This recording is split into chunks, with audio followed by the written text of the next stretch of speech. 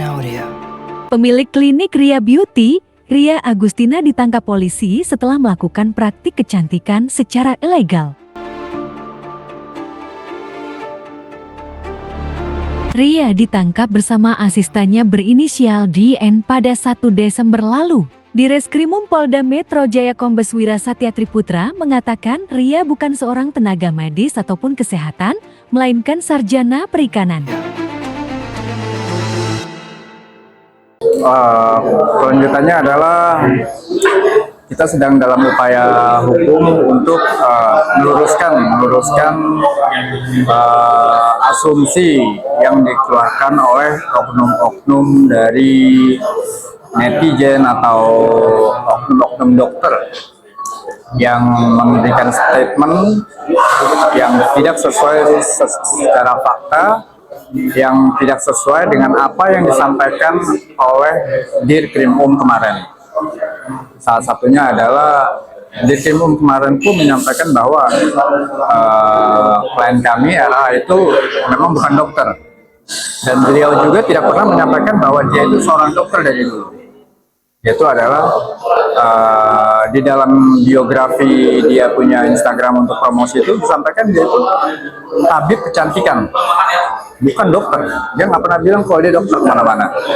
Tapi banyak oknum bilang bahwa dia itu adalah dokter abal-abal lah, klinik abal-abal. Hal mana dia nggak pernah buka yang namanya klinik, itu nggak pernah. Dia mempunyai salon kecantikan, betul. Dia memiliki, betul. Dan dia juga yang melakukan derma roller itu tidak serta-merta dia nonton YouTube atau latihan sendiri. Itu dia bersertifikasi, baik di dalam dan di luar negeri. Kita sudah pegang ini semua, ada banyak 33 kurang lebih sertifikat, baik dalam dan di luar negeri, untuk pelatihan kecantikan, untuk derma roller dan estetik lainnya. Kalau dari sudut pandang saya sebagai, ya anggaplah seorang luar, tapi saya penasihat hukum ya, klien kami ya ada benarnya ya, tapi ada salahnya juga. Saya coba-coba netral aja ya. Ya benarnya itu karena beliau memang mengerjakan semuanya itu sesuai prosedur, dan memang profesinya itu sesuai dengan apa yang sudah dipelajari secara profesional. Nah, mungkin kalau dari sudut pandang salahnya di mana itu mungkin terkait izinnya ini masih abu-abu. Karena namanya hukum itu sebenarnya jika belum ada aturan yang mengatur terkait hal itu sebenarnya nggak bisa itu sebenarnya untuk dilakukan tindakan hukuman.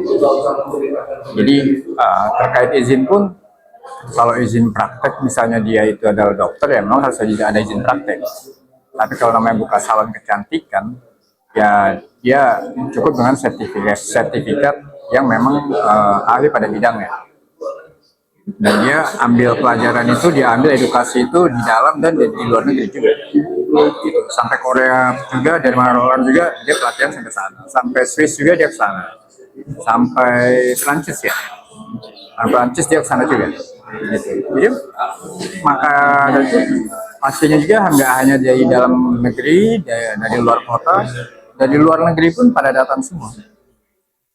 Karena melihat fakta, kita berbicara fakta aja.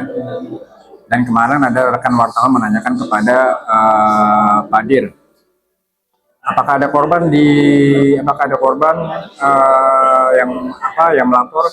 Oh, selama ini sampai dengan saat ini belum ada korban yang melakukan laporan. Ya sudah jelas secara nyata kita lihat ya, ini memang tidak ada korban. Ya ini hembusan dari kompetitor bisnis saja. Gitu.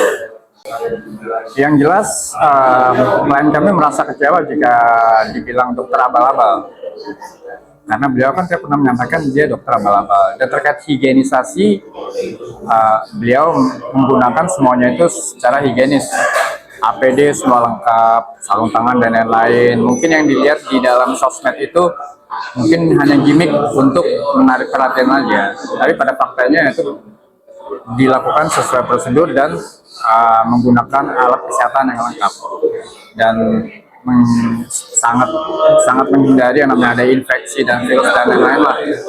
Dia praktek dari 2019. Jika misalnya ada yang tidak sesuai atau ada korban, ya pasti sekarang dia sudah dilaporkan oleh korban ya, bukan laporan informasi dari kompetitor ya.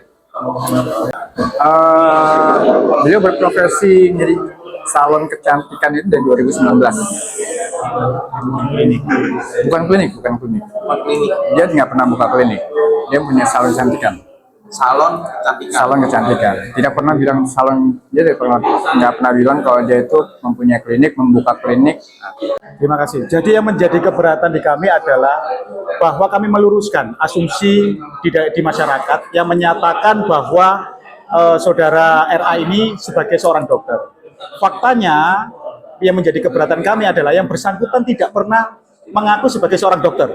Yang pertama yang harus dipahami. Yang kedua, yang bersangkutan tidak pernah melakukan malpraktek seperti yang dituduhkan. Dan yang ketiga yang perlu diluruskan bahwa yang bersangkutan bukan sebagai pemilik klinik, tetapi yang bersangkutan adalah sebagai pemilik salon kecantikan.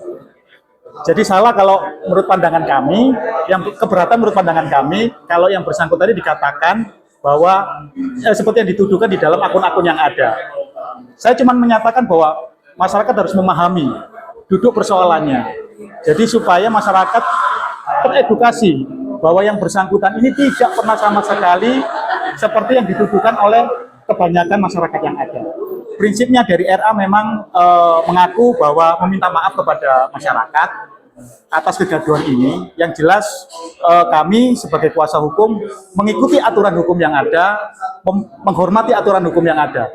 Jadi supaya kita sama-sama bisa memahami persoalan-persoalan yang terjadi di klien kami RA ini. Jadi begitu. Ya, dasarnya adalah begini. Yang bersangkutan itu memiliki sertifikasi. Yang bersangkutan memiliki sertifikasi yang terdaftar, baik itu di luar negeri maupun di dalam negeri. Kami berasumsi bahwa ketika yang bersangkutan memiliki sertifikasi yang profesional itu, pertanyaan saya, untuk apa lembaga itu didirikan kemudian, kalau misalkan yang bersangkutan tidak bisa, atau sebagai murid yang bersangkutan tidak bisa melaksanakan profesinya itu, sebagai salon kecantikan. Ingat bahwa yang bersangkutan bukan sebagai seorang dokter, tapi yang bersangkutan ini memiliki sertifikasi yang profesional dari dalam maupun luar negeri. Itu yang harus dipahami oleh masyarakat.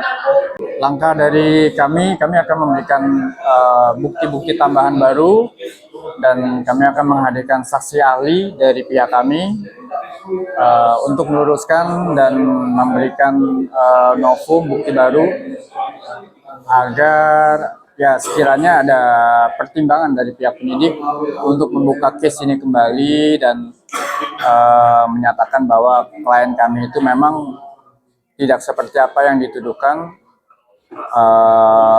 terkait pengakuan dia sebagai dokter atau mau melakukan malpraktek, karena sampai dengan saat ini tidak ada korban dan belum ada korban yang melaporkan kepada terkait apa yang dilakukan oleh klien kami.